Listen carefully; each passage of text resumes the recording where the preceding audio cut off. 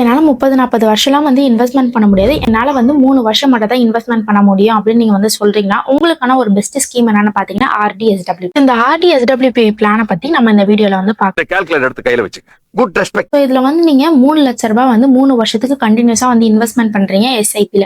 At the rate of 15%ல உங்களுக்கு 1.37 crores வந்து கிடைக்கும். ஸோ அந்த 1.37 crores வந்து நீங்க எடுக்காம 5 இயர்ஸ் வந்து நீங்க அப்படியே வந்து லம்சமா விட்டுட்டீங்க அப்படின்னா, உங்களுக்கு அட் தி ரேட் ஆஃப் 15%ல உங்களுக்கு 2.75 crores வந்து கிடைக்கும். இந்த 2.75 crores வந்து அடுத்த 30 வருஷத்துக்கு உங்களுக்கு எஸ்டபிள்யூபியா நீங்க வந்து கன்வெர்ட் பண்ணி நீங்க ஸ்விட்ச் பண்ணிட்டீங்கன்னா, நீங்க மாசம் மாசம் 50,000 ரூபாய் எக்ஸ்பென்ஸ் போக உங்களுக்கு வந்து கடைசியில 193.47 crores வந்து கிடைக்கும். இது நீங்க பாசிபிளா வந்து கேட்டீங்கன்னா பாசிபிள் தான். ஆனா நீங்க வந்து இதுக்காக வந்து ரைட் ஃபண்டை வந்து நீங்க சூஸ் பண்ணி இன்வெஸ்ட்மெண்ட் பண்ணணும்.